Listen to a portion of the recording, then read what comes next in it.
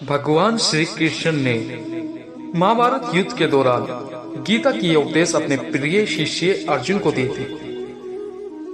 गीता में दिए गए उपदेश आज भी उतने ही अच्छे हैं और मनुष्य को अपने जीवन जीने की सही राह दिखाते हैं। श्री कृष्ण जी ने उपदेश हमें धर्म के मार्ग पर चलते हुए अच्छे कर्म करने की शिक्षा देते हैं। कर्म किए जाओ, फल की चिंता मत कीजिए। आत्मा अमर है, इसीलिए मरने की चिंता मत कीजिए। नरक के 3 दरबार हैं, काम, क्रोध और लोभ। मौन सबसे अच्छा उत्तर है किसी ऐसे व्यक्ति के लिए जो आपके शब्दों को महत्व ही नहीं देता। आत्मा का अंतिम लक्ष्य परमात्मा से मिलना होता है। धर्म केवल कर्म से होता है। कर्म के बिना धर्म की कोई परिभाषा नहीं।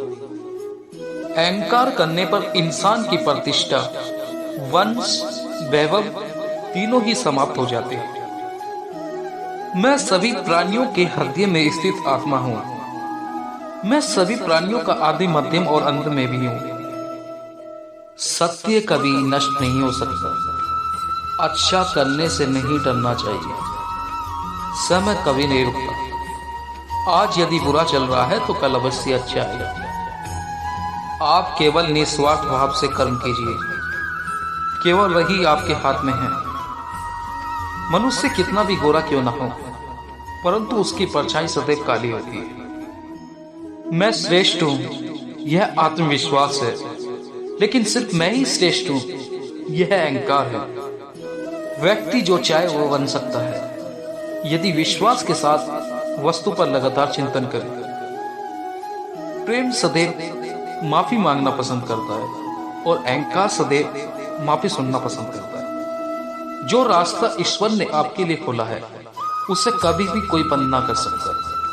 मनुष्य का जीवन केवल उसके कर्मों पर चलता है। जैसा कर्म होता है वैसा उसका जीवन होता है। एक बार माफ करके अच्छा बन जाओ, परंतु दोबारा उसी इंसान पर भरोसा करके बेवकूफ कभी ना बना।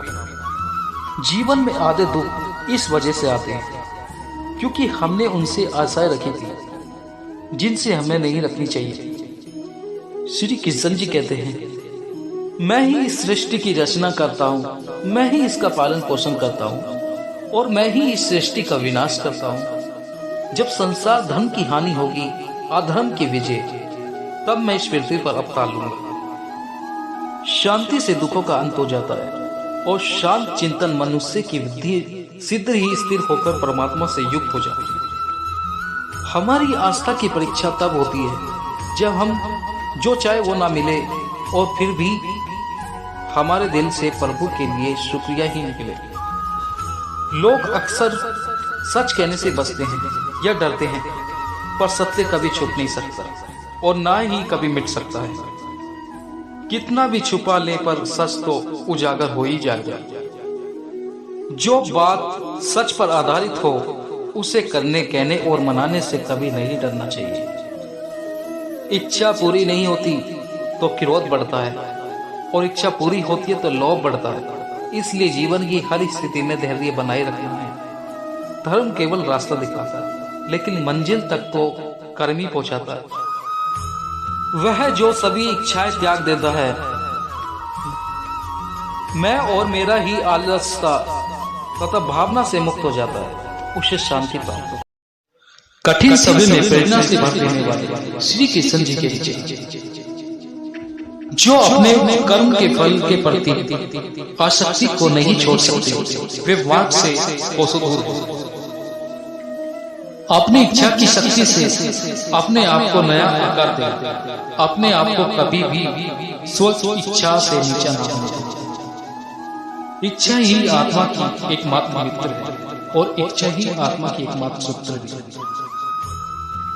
जिन्होंने खुद को जीत लिया है उनके लिए इच्छा एकमात्र है, लेकिन यह उन लोगों का दुश्मन है जिन्होंने अपने भीतर आत्मा को नहीं पाया। सर्वोच्च वास्तविकता उन लोगों की चेतना में प्रकट होती है जिन्होंने खुद को जीत लिया।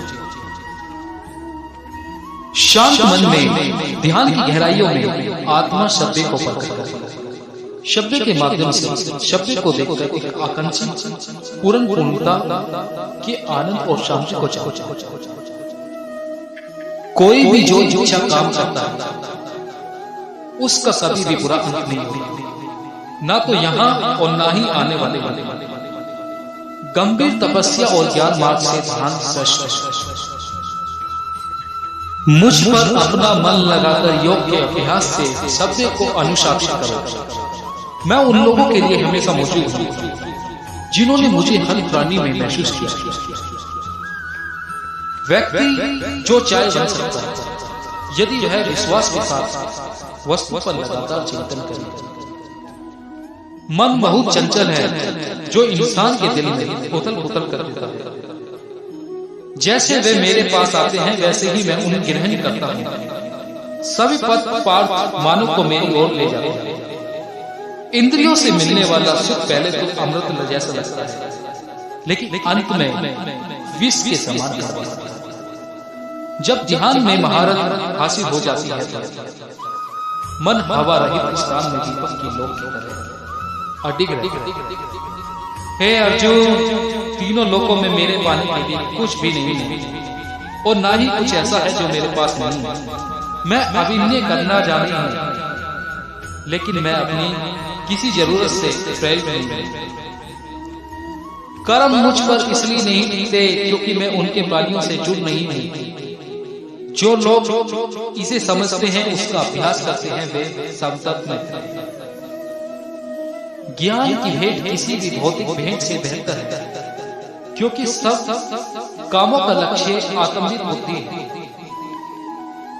जैसे आग की गर्मी लकड़ी को राख कर देती है, वैसे ही ज्ञान की आग सभी कर्मों को भस्म कर देती है। अपना काम हमेशा दूसरों के कल्याण को ध्यान में रखना है। हर व्यक्ति का विश्वास उसकी प्रगति के अनुसार है। मैं उन्हें ज्ञान देता हूं जो सदा मुझसे जुड़े रहते हैं और जो मुझसे प्रेम करते हैं।